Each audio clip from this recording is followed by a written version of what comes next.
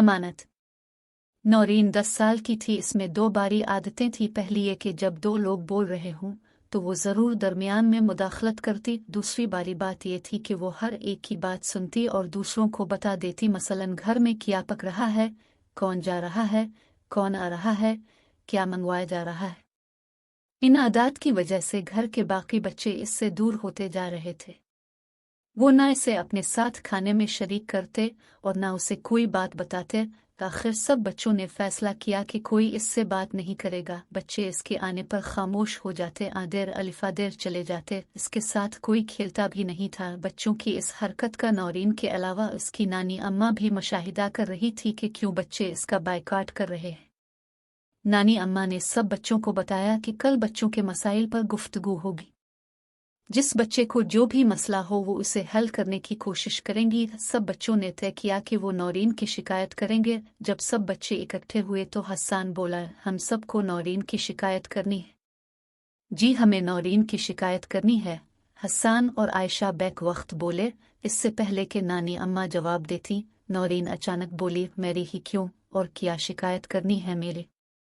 नानी अम्मा ये फिर दरमियान में बोली है।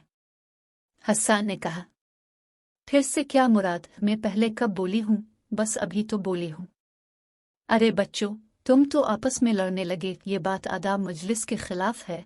अब सब खामोश होकर बैठो और मैं जिसका नाम लूँ सिर्फ वही बोलेगा। सबसे पहले नायला बोलेगी क्योंकि वो बच्चों में सबसे बड़ी है। नानी अम्मा ने कदरे नाराजगी से कहा। इससे पहले कि नायला बोलती, नौरीन फिर बोल अलिफाटे, मेरे पास सबके राज हैं, वो मैं फाश कर दूंगी।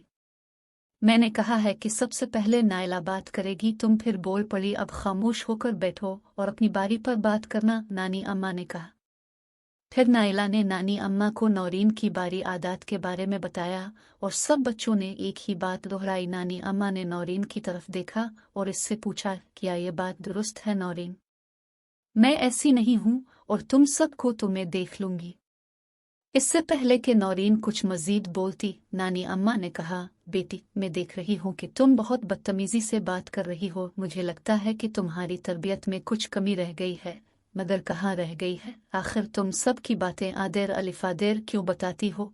तुम अपने बड़ों को भी बता सकती हो ना। और हर बात खबर की तरह नशर करने से क्या मिलता है तुम्हें?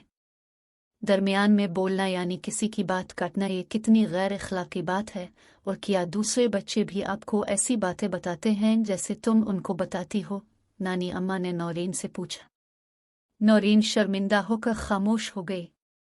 अपनी सफाई में कुछ कहना है या बात खत्म करूं? नानी अम्मा ने कहा। अब मैं किसी की बातें छप कर नहीं सुनूंगी और न किसी को बताऊंगी और दरमियान में तो बिल्कुल भी नहीं बोलूंगी, नौरीन ने पुरज़्म अंदाज से कहा। शाबाश, हमारी बात तुम्हारी समझ में आ गई, ये बहुत अच्छी बात है।